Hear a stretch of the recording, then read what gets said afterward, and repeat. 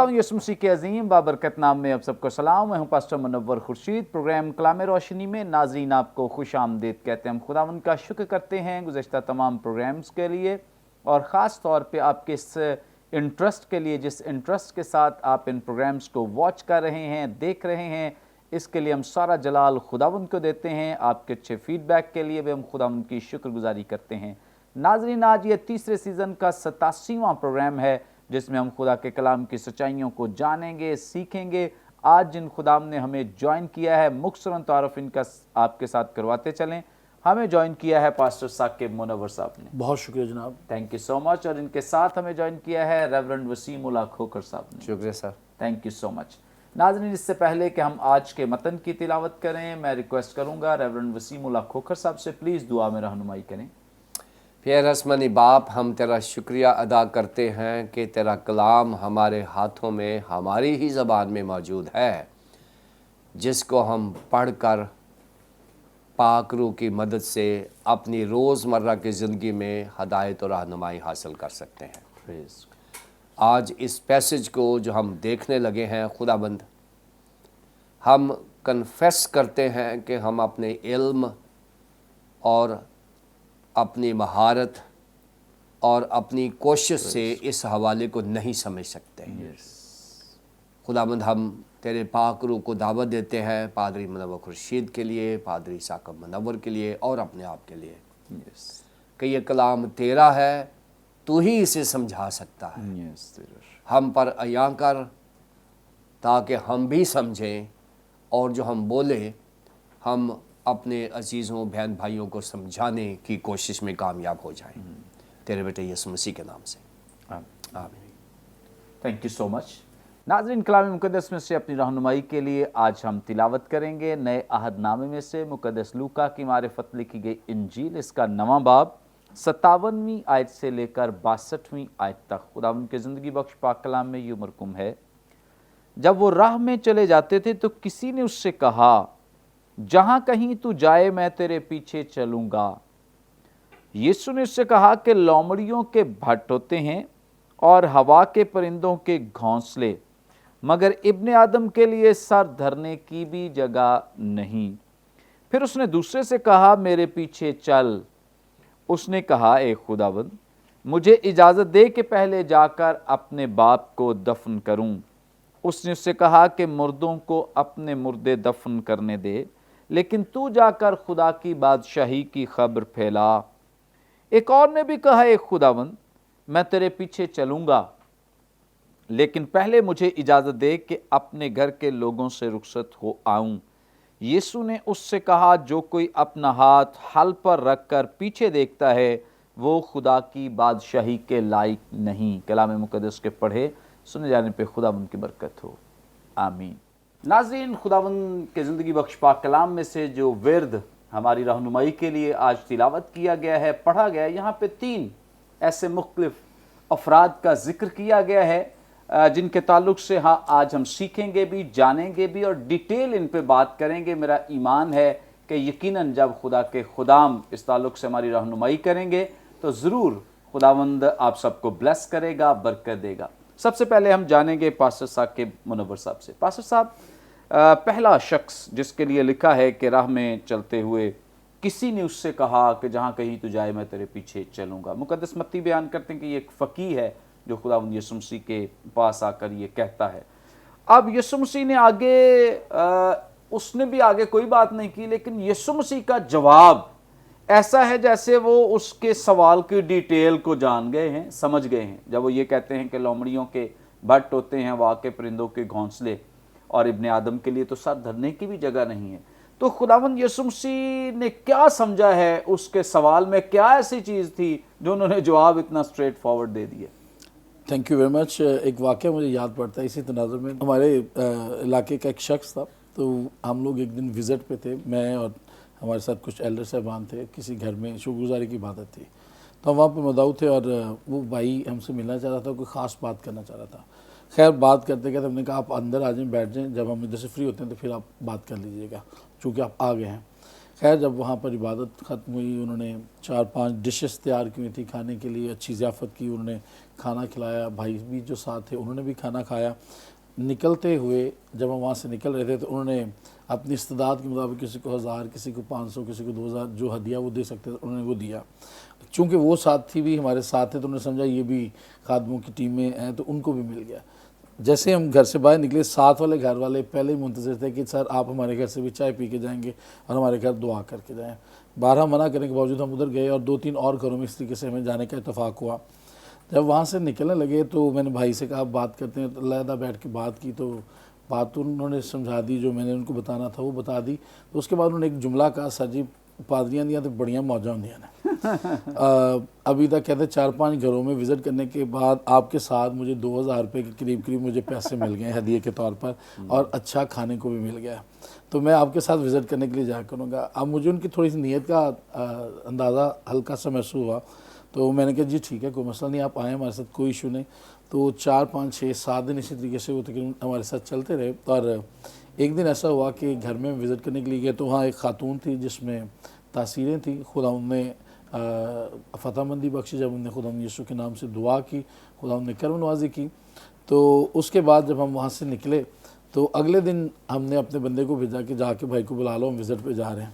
تو اس کی بیگم نے کہا کہ جناب گل سنو، تیری مہربانی، وہ جڑے وزٹ کرتے جاندے نا وہ آپ ہی بیمار بیٹھے ہیں، پہلے انہوں نے ذرا وزٹ کر لو۔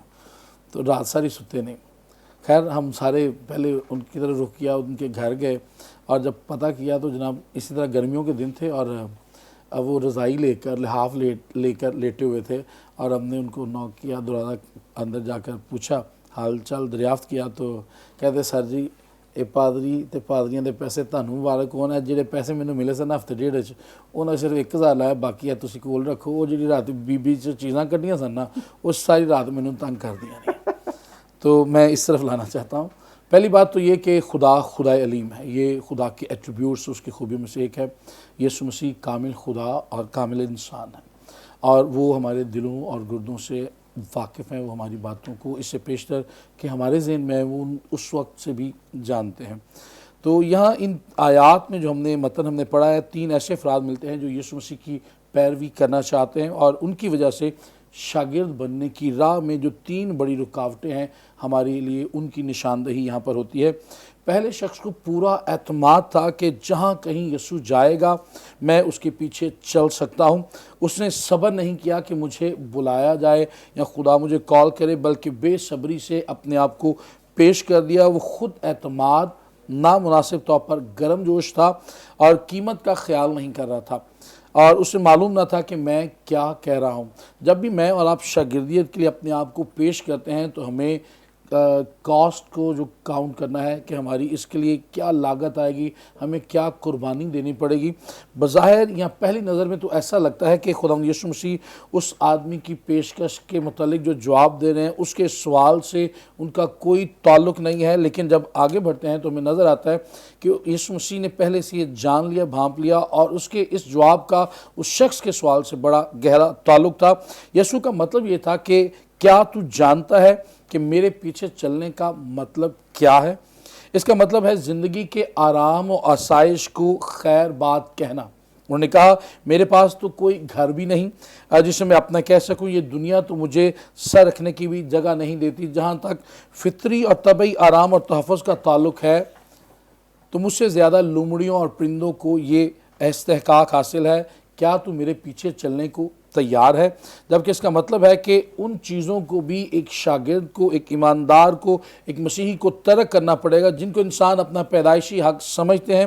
جب ہم پڑھتے ہیں کہ ابن آدم کے لیے سر دھرنے کی بھی جگہ نہیں تو ہمیں اس پر ترس بھی آتا ہے کہ ہمیں اس آدمی کے بارے میں اور کچھ نہیں بتایا گیا جس نے یہ سوال کیا کہ ہم صرف یہی قیاس کر سکتے ہیں کہ وہ یسوع مسیح کے پیچھے چلنے کی خاطر دنیا کے آرام اور آسائش کو چھوڑنے پر آمادہ نہ ہوا۔ دوسری بات، جس نے سب کچھ بنایا ہے، جس نے پوری کائنات کو خلق کیا ہے، اس نے اپنے لیے ایک گھر تک نہ بنایا جس میں وہ رہ سکتا یا اپنا سر چھپا سکتا، لیکن یہاں اس دور میں اور آپ مسیحی ہوتے ہوئے ہمارے پاس یہ واضح تعلیم اور عقائد ہیں کہ یہ دنیا ایک مسافر خانہ ہے، ہمیں یہاں سے گزر کر ابدیت میں ہمیشہ وقت گزارنا ہے، خدا کی قربت میں رہنا ہے، لیکن پھر بھی ہم اپنے تمام تر وسائل، محنت، افرادی قوت جو ہے وہ اس دنیا میں اپنی جائیداد، اپنے بینک بیلنس اور اپنے آرام اور آسائش کی خاطر استعمال میں لاتے ہیں۔ لیکن یہاں پر واضح طور پر اس بات کی بھی ہمیں تعلیم ملتی ہے کہ اس دنیا سے بہتر ہم آسمانی شہر یا اس جگہ پر جہاں پر ہمیں ابدیت میں، ایٹرنٹی میں ٹائم گزارنا ہے، وہاں پر اپنے لیے کچھ مال جمع کریں تاکہ ہم اس در اپنا دھیان اور دل لگا سکیں۔ اس نے ہماری خاطر اپنا اعلیٰ ترین مرتبہ چھوڑ دیا اور وہ اپنی رضامندی سے مجسم ہوا، جسے یونانی میں کینوسس کہتے ہیں۔ اس نے اپنے آپ کو والنٹیرلی پیش کیا تاکہ ہمارے لیے اپنی محبت کی گواہی دے، اور ہمیں اس مادی دنیا سے اجتناب کرنا بھی اس نے اس طریقے سے سکھایا تاکہ ہمارا دھیان دنوی اشیاء کی طرف سے یا مادیت پرستی کی طرف سے ہٹ کر روحانیت کی طرف چلا جائے۔ ہم آج بھی ان چیزوں کا خیال نہیں کرتے۔ یاد رکھیے گا، جب ہم خداوند کی طرف جانا چاہتے ہیں، چاہے ایماندار ہونے کی حیثیت سے، چاہے شاگردیت اور خادم ہونے کی حیثیت سے، تو ہمیں 3 چیزوں کو ملحوظ خاطر رکھنا ہے، اور اس کو انگریزی میں یوں بیان کرتا ہوں، فیٹ، FAT، اسے ملا کے جوڑا جائے تو یہ فیٹ بنے گا۔ فیٹ سے جو پہلا F ہے اس سے مراد ہے فیتھفل۔ ہمیں خدا کے ساتھ مخلص ہونا ہے، خدا کے ساتھ وفادار ہونا ہے، اور جو کام ہم کرنا چاہتے ہیں اس کی لاگت کا، اس کی کاسٹ کا ہمیں مکمل طور پر تخمینہ یا اندازہ ہونا چاہیے کہ ہم کس کام میں ہاتھ ڈال رہے ہیں، کس کام میں ہم شامل ہو رہے ہیں۔ دوسرے ہے اویلیبلٹی، ہم خدا کے لیے ہر لمحہ دستیاب رہیں، موجود رہیں، اور اس کے ساتھ ہمیشہ اس کے ساتھ قدم کے ساتھ قدم ملا کر چل سکیں۔ اور تیسرا ہے ٹیچیبل ہونا، ہمیں سیکھنے کے لائق ہونا ہے۔ جب خدا اور خدا کے خدام ہمیں سکھائیں تو ہم مکمل طور پر اپنی توجہ کو انہماک کے ساتھ یا فوکس کرتے ہوئے خدا کے کلام کو سیکھیں، جانیں، اور پھر اسے دوسروں کے ساتھ بیان کر سکیں۔ پریز گاڈ، تھینک یو سو مچ۔ یہاں جو پہلا شخص ہے خداوند یسوع مسیح کے پاس آ کر جو خود اپنے پیچھے چلنے کے تعلق سے کہہ رہا ہے کہ میں تیرے پیچھے چلوں گا جہاں کہیں تو جائے گا۔ خداوند یسوع مسیح جب اسے یہ کہتے ہیں تو اس کا مطلب بالکل بھی بہت لوگ سمجھتے ہیں کہ شاید اس میں کوئی مبالغہ آرائی ہے۔ کوئی مبالغہ آرائی نہیں ہے۔ خداوند یسوع مسیح کی پیدائش سے لے کر اس کے جان دینے تک آپ دیکھ لیں، خداوند یسوع مسیح جب پیدا ہوئے تب بھی ان کے لیے کلام بیان کرتا ہے کہ سرائے میں جگہ نہ تھی۔ جس دن وہ انہوں نے اپنی جان دی ہے اور ان کے دفنانے کا وقت ہے تو اس وقت بھی لکھا ہے کہ ان کے نام کی کوئی قبر موجود نہیں تھی، بلکہ انہیں یوسف ارمیتیا کی قبر میں دفن کیا گیا۔ سو یہ بات بالکل حقیقت پر مبنی ہے جو یسوع مسیح کہہ رہے ہیں کہ ابن آدم کے لیے سر دھرنے کی بھی جگہ نہیں۔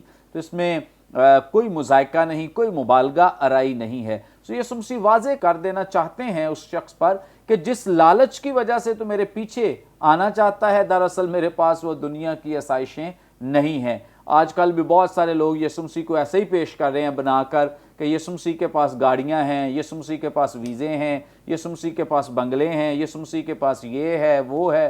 سو یسوع مسیح کہتے ہیں کہ میرے پاس نہیں ہے، اور بہت سارے خدام آج یہ تعلیم دے رہے ہیں کہ ہاں جی یسوع مسیح کے پاس یہ سب کچھ ہے، جبکہ ایسا نہیں ہے۔ ہاں خداوند کسی وقت میں ایسا کر سکتا ہے، لیکن خداوند یسوع مسیح کے پاس لانے کے لیے جو سورس ہے وہ یہ نہیں ہے کہ ہم کسی کو اس بات پہ کنونس کریں کہ آپ یسوع کے پاس آئیں گے، آپ کا ویزا بھی لگ جائے گا، آپ باہر بھی چلے جائیں گے، آپ کا یہ کام ہو جائے گا، وہ کام ہو جائے گا۔ خداوند یسوع مسیح کی بالکل بھی ایسی تعلیم نہیں ہے، اور یہی انہوں نے اس شخص کو جو لالچ کے تحت آنا چاہتا ہے، ہر وہ شخص جو کسی بھی لالچ کے تحت یسوع کے پاس آنا چاہتا ہے، یسوع مسیح کی تعلیم بہت واضح ہے کہ میرے پاس دنیوی آسائشیں نہیں ہیں، نہ وہ دینا چاہتے ہیں، نہ ان کا مقصد ہے کہ یہ کوئی لے کر یسوع کو قبول کرے، ہرگز نہیں۔ اگر یسوع مسیح کو قبول کرنا ہے تو ایک بات پر کہ ہمیں خود انکاری کرنی ہے اور ہمیں صلیب اٹھانے کے لیے تیار ہونا ہے۔ یہ ہے یسوع مسیح کے پیچھے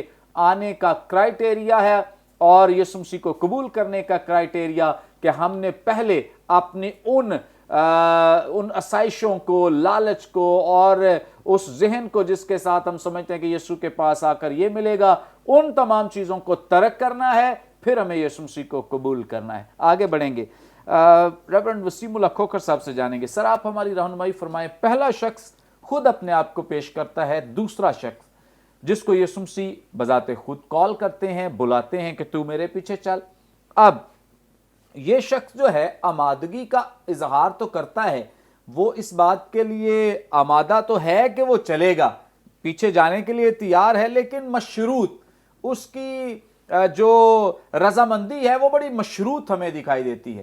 اور اس کے بعد خداوند یسوع مسیح کا جو رد عمل ہے یہاں پہ بیان کرتے ہیں کہ اس نے کہا کہ مردوں کو اپنے مردے دفن کرنے جا. وہ مشروط ایک رضامندی کا اظہار کرتا ہے کہ ہاں میں پیچھے تو چلنا چاہتا ہوں, لیکن پہلے مجھے اجازت دے کہ میں جا کر اپنے باپ کو دفن کروں. پہلے مطلب اس کا کوئی ضروری کام ہے وہ کرنا چاہتا ہے, اور اس کے بعد وہ یسوع کی پیروی بھی کرنا چاہتا ہے. آج بھی کئی اس کیٹیگری کے لوگ ہیں. اس کے بعد یسوع مسیح کا رد عمل, ان دونوں چیزوں پہ آپ پلیز روشنی ڈال دیں. بھائی صاحب تھینک یو ویری مچ. آپ کے سوال میں بڑی جان ہے اور اس میں کوئی شک نہیں ہے کہ یہ جو پیسج آپ نے آج کے لیے منتخب کیا ہے مقدس لوکا کی انجیل کے 9ویں باب کی 57 آیت سے 62ویں آیت تک, اس میں شاگردیت کی قیمت کو بیان کر دیا گیا ہے. یہ پورا کا پورا پیسج جو ہے یہ ہے دی کاسٹ آف دا ڈسائپلشپ, کہ یہ شاگردیت کی جو قیمت ہے. پادری اسحاق منور صاحب نے بڑا خوبصورتی سے پہلے شخص کے بارے میں بیان کیا ہے کہ وہ شخص آیا ہے, خود آیا ہے, اور اس نے کہا ہے کہ میں تیرے پیچھے چلنا چاہتا ہوں. سو وہاں پر خدا یسوع مسیح نے ایک گفٹ ہے روح القدس کا, جو علمیت کا کلام ہے, وہ اکثر خدا یسوع مسیح اس کو ایکسرسائز کیا کرتے تھے, جو آج بھی ہمیں استعمال کرنا چاہیے. اس سے یہ ہوتا ہے کہ آپ کی انٹینشنز کیا ہیں, آپ کے اندر کیا ہے. یہ روح القدس کا یہ گفٹ ہے, علمیت کا کلام, جسے دا گفٹ آف نالج کہتے ہیں, روح القدس کی نعمت ہے. اور یہاں خداوند یسوع مسیح اس فقیہ کو, متی کی انجیل میں اسے فقیہ کہا گیا ہے, اور اس کے دل کو جانتے ہیں کہ شاید اس کے ذہن میں یہ ہو کہ اگر میں شاگردیت میں آؤں یا پاسبانی خدمت میں آؤں یا خداوند یسوع مسیح کا پیروکار بن جاؤں گا تو میں کسی ملک کا شہزادہ بن جاؤں گا, شاید اس قسم کی ہوں. تو خداوند یسوع مسیح نے ایک دم سے کاسٹ جو ہے, جو معیار ہے شاگردیت کا, وہ بیان کر دیا ہے, جو پادری صاحب نے خوبصورتی سے بیان کیا ہے. اب یہ دوسرا جو آدمی ہے یہاں پر بیان کیا گیا ہے, پھر اس نے دوسرے سے کہا. اب دوسرے نے نہیں کہا, یعنی یسوع مسیح نے دوسرے سے کہا. اگر ہم مقدس متی کی انجیل کے 8ویں باب کی 21ویں آیت میں دیکھتے ہیں تو یہ جو دوسرا ہے اس کا ڈیزگنیشن وہاں بیان کر دیا گیا ہے کہ وہ دوسرا عام انسان نہیں ہے بلکہ وہ پہلے سے ہی شاگرد ہے. یعنی اگر آپ دیکھیں متی کی انجیل کے 8 باب کی 21ویں آیت میں لکھا ہے, ایک اور شاگرد نے اس سے کہا, اے خداوند مجھے اجازت دے کہ پہلے جا کر اپنے باپ کو دفن کروں. یسوع نے اس سے کہا, تو میرے پیچھے چل اور مردوں کو اپنے مردے دفن کرنے دے. یہ متی کی انجیل کا بیان میں نے پڑھا ہے. مقدس لوکا میں اس کو شاگرد نہیں کہا گیا بلکہ اس کو یہ کہا گیا ہے کہ دوسرے سے کہا میرے پیچھے چل. یہ جو شاگرد ہے اس کا مطلب یہ ہے, جب اس کو شاگرد کہا جاتا ہے تو اس کا مطلب ہے ڈسائپل, جو انگریزی زبان میں ہے ماتھیتیس. اور یہ جو ماتھیتیس ہے, ڈسائپل جو ہوتا ہے, یہ کوئی عام سے شخص جب یسوع مسیح میں آ جاتا ہے, تو میں اکثر ڈسائپلشپ کی جو کرتا ہوں, کامنٹری کرتا ہوں, میں کہتا ہوں کہ disciple is the one who is disciplined, کہ جو ڈسپلن میں آ جائے, جو مسیحیت کے جو رولز اینڈ ریگولیشنز ہیں, جو اسپرچل اس کا جو لیونگ سٹینڈرڈ ہے, اس کو میٹ کرنا شروع کر دے. اب یہ جو شاگرد ہے, خداوند یسوع مسیح نے اس کا انتخاب خود کیا ہے. شاگرد نے یہ نہیں کہا. اس کا مطلب یہ ہے کہ شاگرد جو ہے وہ خداوند یسوع مسیح کے اس معیار کو پورا کر رہا ہے جو پہلا نہیں کر رہا. پہلا جو ہے وہ شاید اس کی انٹینشنز یہ ہوں گی کہ مجھے کچھ مل جائے گا، یا شاید مجھے کو گھر رہنے کے لیے مل جائے گا، یا گاڑی مل جائے گی، یا تنخواہ مل جائے گی، شاید ایسی چیزیں ہوں۔ اور ویسے بھی جو فقیہ ہے اس کی اگر بیک گراؤنڈ میں جائیں تو شاید وہ سٹیٹس کے لیے یا روپے پیسے کے لیے یا جو بھی ہے، یہ شاگرد ہے، اس کا انٹروڈکشن بطور شاگرد کروایا گیا ہے کہ دوسرے شاگرد سے کہا میرے پیچھے چل۔ اس کو دعوت دی گئی ہے کہ تو شاگردیت کے معیار کو پورا کر رہا ہے، اب فالو می، اب میرے پیچھے چل۔ اب میرے پیچھے چل سے مراد یہ ہے کہ جو میں کرتا ہوں وہ کر۔ میرے پیچھے چل سے یہ مراد نہیں ہے کہ میں آگے آگے چلتا ہوں تو میرے پیچھے پیچھے چلنا، نہیں، میرے پیچھے چل سے مراد یہ ہے کہ فالو می، اور فالو می سے مراد یہ ہے کہ جیسے میں زندگی بسر کرتا ہوں ویسے تو زندگی بسر کرنا، جیسے میرا رہن سہن ہے ویسے ہی تیرا کرسچن رہن سہن ہو، اور جیسے میں بشارت کا کام کرتا ہوں ویسے ہی تیری بشارت ہو، جیسے میں اپنی جان کلیسیا کے لیے قربان کرتا ہوں ویسے ہی تو بھی اس کی قیمت ادا کرنا۔ سو یہ ایک بہت بڑی بلاہٹ ہے، کال ہے، اور یہ کسی بھی شاگرد کے لیے ہے۔ اگر آج کہیں گے کہ جی میں پادری بن جاؤں گا اینڈ میں وہ بیڈ آف روزز میں چلا جاؤں گا، یہ ایک خام خیالی اور خوش فہمی ہے کہ اگر آپ سوچیں کہ میں پاسبان بن جاؤں گا تو پتہ نہیں کیا ہو جائے گا۔ سو یہاں پر یسوع مسیح نے کہا ہے کہ یہ کاسٹ ہے، شاگردیت کی قیمت ہے جو ادا کرنی ہے، اور یسوع مسیح نے اس کو دعوت دی ہے۔ اس نے جواب دیا، اے خداوند مجھے اجازت دے کہ پہلے جا کر میں اپنے باپ کو دفن کروں۔ یہ اس نے اجازت مانگی ہے کہ پہلے جا کر میں اپنے باپ کو دفن۔ اب یہاں پر خداوند یسوع مسیح کے یہ جو شاگرد نے یہ جو اجازت مانگی ہے، ناظرین اس کو سمجھنے کی ضرورت ہے۔ اس کے دو کانٹیکسٹ ہیں، ایک اس کا ریلیجس کانٹیکسٹ ہے اور ایک اس کا سوشل یا کلچرل کانٹیکسٹ ہے۔ اب جو ریلیجس کانٹیکسٹ ہے وہ یہ ہے کہ جو بھی شاگرد، خاص طور پر یہودیت میں جو شاگردی ہے وہ قانون و ضوابط کے اوپر، موسوی شریعت کے اوپر بیس کرتی ہے۔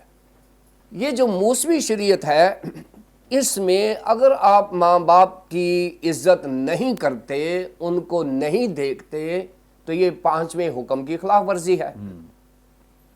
اب اجازت یہ مانگ رہا ہے کہ خداوند مجھے 5ویں حکم کی تعمیل کرنا ہے، لہٰذا مجھے اجازت دے کہ میں اپنے باپ کو دفن کروں۔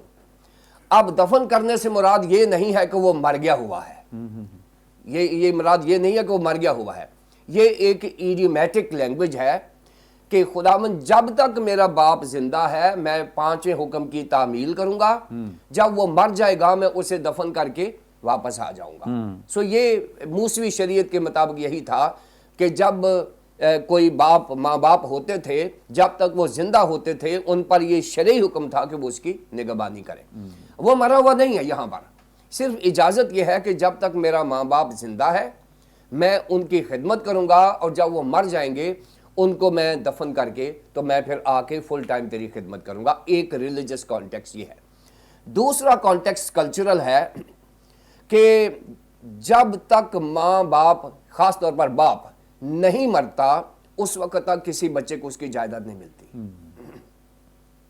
اب شاید اس کے ذہن میں یہ بھی ہو کہ خداوند اگر میں نے باپ کے زندہ رہنے تک میں نے گھر کو چھوڑ دیا اور وہ مر گیا میرے بعد میں، اور وہ جائیداد میری کوئی اور لے لے گا، کیونکہ جب تک باپ زندہ ہے یہودی مذہب میں جو بٹوارا ہے وہ نہیں ہوتا تھا۔ سو ایک کانٹیکسٹ یہ بھی ہے۔ اب یسوع مسیح دو چیزوں کو ایڈریس کر رہے ہیں۔ یسوع مسیح نے کہا ہے کہ یہ جو موسوی شریعت ہے ایک طرف ہے، یہ جو تیرا کلچرل یا جو بھی تیرا ڈیمانڈ ہے یا لالچ ہے، یا لا اور لالچ کہہ لیں، ان دونوں کو ایڈریس کیا ہے۔ یسوع مسیح نے کیا کہا ہے؟ اس نے کہا ہے، اس نے اس سے کہا کہ مردوں کو اپنے مردے دفن کرنے دے، لیکن تو جا کر خداوند کی بادشاہی کی خبر پھیلا۔ اب یہ جو شاگرد ہے شاگردیت کے معیار کو پورا کر رہا ہے، شریعت کے اوپر یہ پورا پابند ہے، اور شاید اپنے جائیداد کا حصہ بھی لینا چاہتا ہے۔ یسوع مسیح کہہ رہے ہیں کہ ہمیں لا سے لو میں آنا ہے، اور پچھلے والا بھی یہی ہے کہ وہ شریعت سے نکال کر خداوند یسوع مسیح شاگرد کو لو میں، محبت میں لے کر آنا چاہ رہے ہیں، اور یہ آج بھی یہی جھگڑا ہے۔ بہت سارے لوگ ابھی بھی شریعت کے پیچھے ہی ہیں۔ یسوع مسیح نے اس وقت بھی اسٹرگل کیا، مقدس پالوس رسول نے غلطیوں کا خط لکھا اس کو بہتر کرنے کے لیے۔ آج بھی ناظرین بہت سارے لوگ جو ہیں وہ شریعت میں پھنسے ہوئے ہیں۔ خداوند یسوع مسیح اس نوجوان شاگرد کو کہہ رہے ہیں کہ بیٹا، مردوں کو اپنے مردے دفن کرنے دے، دنیا کو دنیا داری کی چیزیں کرنے دے، شریعت والوں کو شریعت کی باتیں کرنے دے، دولت والوں کو دولت کی باتیں کرنے دے، لالچ والوں کو لالچ کی باتیں کرنے، یہ مردہ چیزیں ہیں، مردہ کو مردہ کام کرنے دو۔ اب آپ زندہ خدا کے پاس آ گئے ہو، اب آپ زندوں کی بات کرو، مردوں کو مردے دفن کرنے دو، اب آپ زندوں کی کام کرو۔ زندوں کا کام کیا ہے؟ خداوند یسوع مسیح کی بادشاہی کی خبر پھیلانا، بشارت کرنا، ایونجلزم کرنا۔ سو شاگردیت جو ہے، جب آپ آ ہی گئے ہیں، شاگردیت کے معیار کو پورا کرتے ہیں، تو پھر خداوند یسوع مسیح دعوت دے رہے ہیں کہ آپ شریعت کو چھوڑ دیں، آپ میری تابعداری کریں، کیونکہ خداوند یسوع مسیح کو آزادی کی کامل شریعت کا نام دے دیا گیا ہے۔ خداوند یسوع مسیح مقدس یعقوب کے خط میں پہلے باب کی 25ویں آیت میں ہے، آزادی کی کامل شریعت کا ٹائٹل دیا گیا ہے۔ سو یسوع مسیح میں تمام شریعت پوری ہو جاتی ہے، اب ہمیں کسی اور شریعت کی ضرورت نہیں ہے، ہمیں شاگرد بننا ہے، اور شاگردیت کا معیار کیا ہے؟ خداوند یسوع مسیح کی پیروی اور اس کی بشارت کرنا۔ پریز گاڈ، تھینک یو سو مچ۔ بڑی خوبصورت بابرکت باتیں اور بڑی تفسیر، جو خوبصورت تفسیر ہمارے سامنے پیش کی گئی ہے اس شخص کے حوالے سے۔ سو ہمیں ضرور ہی خداوند یسوع مسیح کی پیروی کرنا ہے اور اس کی تابع فرمانی میں رہنا ہے۔ ناظرین، ابھی اور بہت کچھ باقی ہے، یہاں پہ وقت ہے ایک بریک کا، ہم لیں گے ایک شارٹ بریک۔ ہمارے ساتھ رہیے، دیکھتے رہیے پروگرام کلام روشنی۔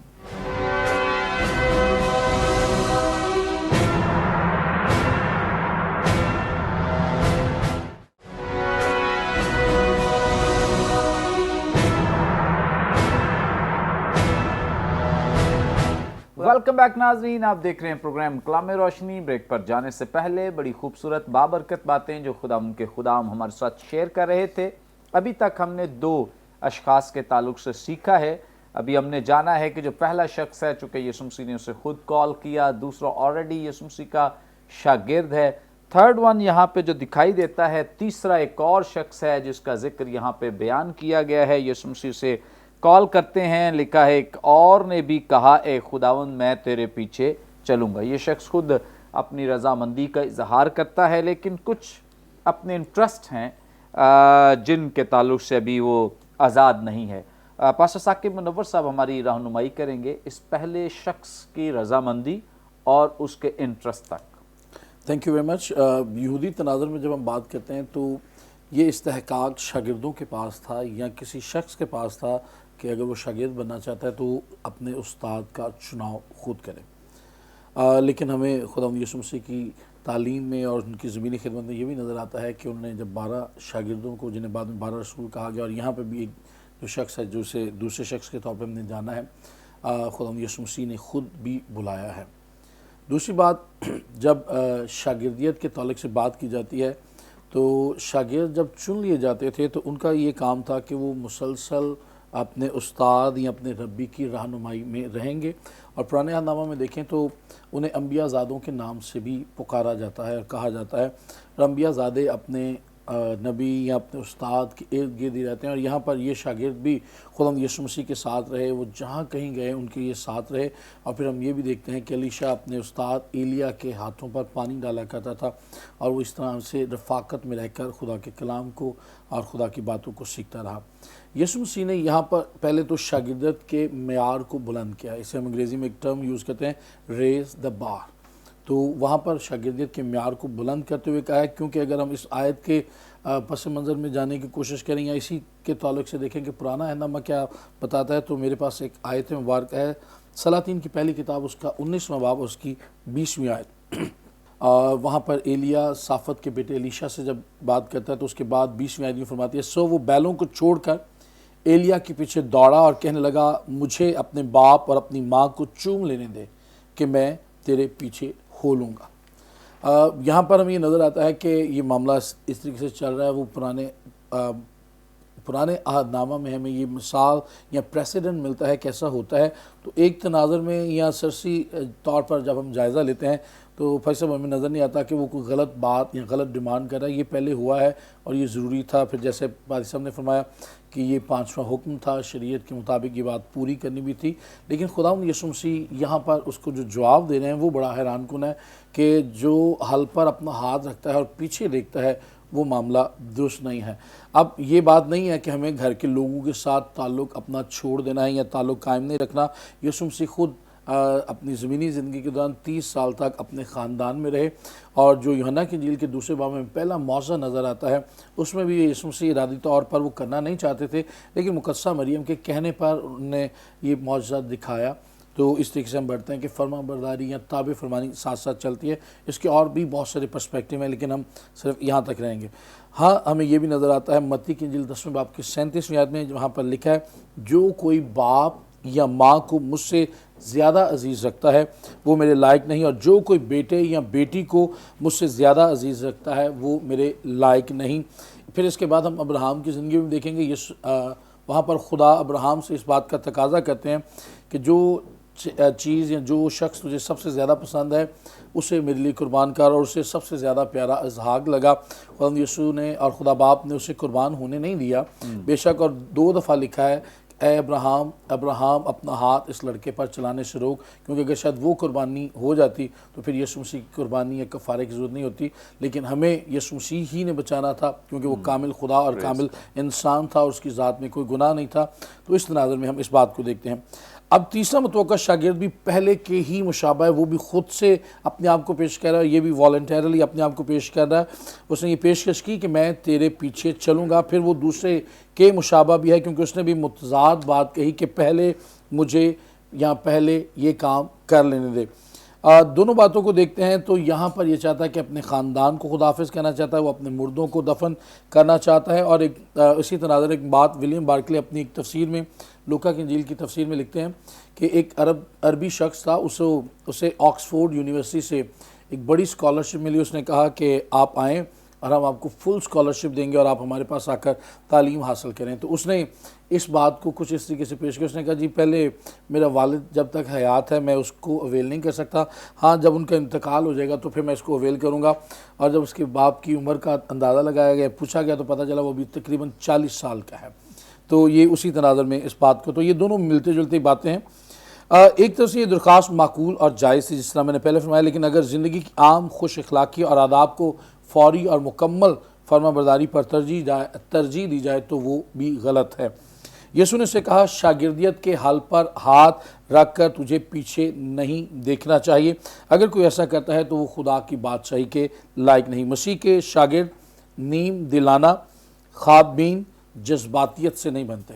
ہم نیم دلی سے خدا کا کام نہیں کر سکتے، ہم خواب میں یعنی بیٹھے ہیں اور خواب دیکھ رہے ہیں ہم یہ کام کر دیں گے، ہم وہ کام کر دیں گے، یا جذبات میں آ کر نہیں کر سکتے۔ یہ کام ہمیں خداوند کے معیار کے میٹ کرنے سے ہی ہم یہ کام کر سکتے ہیں، یا خداوند کے روح القدس کی قدرت سے اور اس کے کلام کو جاننے سے کر سکتے ہیں۔ اگرچہ خاندانوں یا دوستوں کا خیال رکھنا ہمارے لیے ایک اچھی ترجیح ہے اور ہمیں اس کو اپنانا ہے، لیکن اس کے ساتھ ساتھ ہمیں اس بات کو بھی دیکھنا ہے کہ ہمارے لیے سب سے پہلی پریورٹی یا پہلی ترجیح یہ ہے کہ ہمیں مسیح کی پیروی کرنی ہے اور کوئی رشتہ کوئی چیز ہمیں اس کام سے نہ روکے۔ میں سادگی کے ساتھ ایک اور بات اس کے ساتھ ایڈ کرنا چاہوں گا۔ بت پرستی کی سادہ ترین تشریح یہ ہے، ہر وہ شے یا ہر وہ رشتہ جسے ہم خدا سے زیادہ ترجیح دیں، خدا سے زیادہ وقت دیں، وہ بت پرستی کے زمرے میں آتا ہے۔ میں اسے تھوڑا سا فرق اینگل کے ساتھ پیش کرنا چاہوں گا۔ آج ہمارے پاس سب سے بڑا جو بت ہے شاید وہ ہمارا موبائل ہے، شاید وہ ہمارا کمپیوٹر، انٹرنیٹ، ٹک ٹاک اور جو اس طرح کی چیزیں وہ ہیں۔ ہم خدا اور خدا کے کلام سے کہیں زیادہ موقع ان چیزوں کو دیتے ہیں، ان چیزوں پر لگاتے ہیں، اور جو خدا میں وہ بھی خدا کے حضور جھک جانے کی بجائے کہیں زیادہ وقت اپنا کمپیوٹر پر، گوروں کالوں ان کو ڈھونڈنے، یورو پاؤنڈ یا وسائل کو جاری کرنے یا حاصل کرنے کی تگ و دو میں رہتے ہیں، تو ان کے لیے بھی بڑا واضح جواب ہے کہ حل پر ہاتھ رکھ کر ہمیں پیچھے نہیں دیکھنا۔ جس نے ہمیں ویژن دیا ہے، جس نے ہمیں بلاوا دیا ہے، وہ ہمارے لیے وسائل بھی جاری کرے گا۔ اور میں اکثر یہ بات کہتا ہوں، اگر ہمارا دعائیہ مذبح مضبوط ہے اور ہمارا ایمان، ہمارا توکل خدا کی پاک ذات پر ہے، تو جتنا زیادہ وقت ہم کمپیوٹر پر، رپورٹوں پر، گوروں کالوں، فیس بک پر استعمال کرتے ہیں، اس کا صرف اگر 1/4 بھی روح اور سچائی اور پورے توکل کے ساتھ ہم خدا کو دیں گے، تو شاید ہمیں شاید نہیں بلکہ یقینی طور پر ہمیں کسی کے آگے ہاتھ پھیلانے کی ضرورت نہیں پڑے گی۔ اس لیے ہمیں اپنے سارے معاملات، رشتے، ناطے خدا کے سپرد کرنے ہیں، اس بات کو ذہن میں رکھتے ہوئے کہ خدا ہی ہمارا پروردگار ہے، وہ ہمارا رازق ہے، وہ ہمارا پالنے والا ہے اور وہی ہمارا محافظ ہے۔ اس کے علاوہ اپنے طور پر شاید نہ میں اپنے گھرانے کا بندوبست کر سکتا ہوں، نہ آپ کر سکتے ہیں۔ وہی ہے جو ہمیں پرویژن دیتا ہے، جو ہماری پروردگاری کرتا ہے، ہمیں سنبھالتا ہے۔ اس لیے جب خدا بلائے یا جب ہم خدا کے لیے آگے بڑھنا چاہیں تو پھر مکمل طور پر ٹوٹل رسپانسبلٹی کے ساتھ ہمیں اس کام کو کرنا ہے۔ ایک اور بات اس کے تناظر میں کرنا چاہتا ہوں کہ جب کسی کو چنا جائے یا کوئی شخص اپنے آپ کو خداوند یسوع مسیح کی خدمت کے لیے پیش کرے، تو اس بات سے خادم ہوتے ہوئے یا ایماندار ہوتے ہوئے یہ ذہن میں رکھنا ہے کہ ہم اس کا چناؤ اس طرح سے نہ کریں، وہ چاہے وہ چرچ کا ممبر ہے، چاہے ہم شاگرد سازی کے لیے شاگردیت کی فیز میں سے گزار رہے ہیں، کہ ہم اس سے کوئی کام لیں یا ہم اسے یوز کریں، بلکہ ایک استاد ہمیشہ اپنی زندگی، اپنی لائف جو ہے وہ اپنے شاگرد میں انویسٹ کرتا ہے۔ تو جب اس نے اپنی لائف اس میں انویسٹ کرنی ہے تو اس کا بھی سٹینڈرڈ ہے، اس کا جو معیار ہے اس کو میٹ کرنے کے لیے اس کے معیار کو فالو کرنا بھی بڑا ضروری ہے۔ اور اگر کسی پر آپ نے ہاتھ رکھے ہیں شاگرد بنانے کے لیے، اگر آپ نے کسی کو اپنی شاگردیت میں لیا ہے، تو یاد رکھیے گا اس کی ٹوٹل رسپانسبلٹی بھی استاد ہوتے ہوئے، پاسبان ہوتے ہوئے وہ ہم پر ہے۔ اس لیے ہمیں اس کی پوری رہنمائی اور پوری اس کی تربیت بھی خدا کے کلام کے مطابق کرنی ہے۔ تھینک یو سو مچ ناظرین، یقیناً آپ نے اس حصے سے بڑی برکت پائی ہے، اور اس شخص کے تعلق سے جو کہ خداوند یسوع مسیح کے پیچھے تو آنا چاہتا ہے لیکن ابھی تک اس کا دھیان جو ہے وہ چیزوں پر ہے، لوگوں پر ہے، ڈیپینڈنٹ جو ہے وہ ابھی تک وہ خدا پہ نہیں ہے۔ سو اچھا ہے کہ شاگردیت اس بات کی توقع کرتی ہے کہ ہم اگر خداوند یسوع مسیح کی پیروی کرنا چاہتے ہیں تو ہمیں خدا پہ ڈیپینڈ کرنا ہے اور ہمارا انحصار مکمل طور پر خدا پر ہونا چاہیے۔ آگے بڑھیں گے اور ریورنڈ وسیم اللہ کھوکھر صاحب سے جانیں گے، سر یہاں پہ جو 62ویں آیت ہے، یہاں پہ لکھا ہے یسوع نے اس سے کہا جو کوئی اپنا ہاتھ حل پر رکھ کر پیچھے دیکھتا ہے وہ خدا کی بادشاہی کے لائق نہیں۔ اس کا کیا مطلب ہے؟ اس کا مطلب بھائی صاحب یہ ہے کہ the disqualification of the disciple، کہ شاگردیت کا جو نان ببلیکل معیار ہے وہ یہاں بیان کر دیا گیا ہے۔ یہ جو 62ویں آیت ہے یہ لکھی گئی ہے 61ویں آیت کی تشریح میں، اس کی وجہ سے لکھی گئی ہے۔ اور یہ جیسے پادری صاحب نے حوالہ دیا پہلا سلاطین اس کے 19 باب کی، انہوں نے 20 آیت کا حوالہ دیا، میں 21 آیت کا حوالہ دوں گا۔ یہ شاید اس وقت بھی تھا اور آج بھی ہے کہ جب انسان کسی منسٹری کے لیے جاتا ہے یا کسی جاب کے لیے جاتا ہے تو وہ ایک فیئرویل پارٹی کرتا ہے۔ وہ چاہتا ہے اپنے عزیزوں کو بلوائے اور ان کو بتائے کہ میری یہ اپوائنٹمنٹ ہو گئی ہے، اور لوگ اس کے بارے میں اچھی اچھی باتیں کریں اور کھانے شانے کھائیں، اور یہ ایک فیئرویل پارٹی ہے جو ایک رواج بنا ہوا تھا، اس وقت بھی تھا اور آج بھی ہے۔ آج بھی اگر کوئی کسی نہ جانا ہے تو ہم فیئرویل پارٹی کرتے ہیں کہ ہم ذرا پروگرام کر لیں، بڑا سا پروگرام۔ تو میرے خیال میں یہ ایک فیئرویل پارٹی کی اجازت اس نے مانگی ہے کہ خداوند میں آ تو جاؤں گا، مجھے ذرا اپنے عزیزوں کو، رشتہ داروں کو، لکھا ہوا ہے کہ مجھے گھر والوں کو، لوگوں سے رخصت ہو آؤں، یہ میں ایک فیئرویل پارٹی۔ اور اگر آپ دیکھیں کہ علیشا نے جب اس کو قبول کیا ہے، جیسے اس نے وہ چادر پھینکی اس کے اوپر، تو اس نے کہا کہ مجھے بھی اجازت دے کہ میں گھر میں جا کے ایک فیئرویل پارٹی کا انتظام کر لوں، تو اس فیئرویل پارٹی کے بعد میں واپس آ جاؤں گا۔ لیکن علیشا نے جو اچھا کام کیا 21 آیت میں، وہ یہ کیا ہے کہ اس نے فیئرویل پارٹی میں ہی ثابت کر دیا ہے کہ میں ایک کامل شاگرد ہوں۔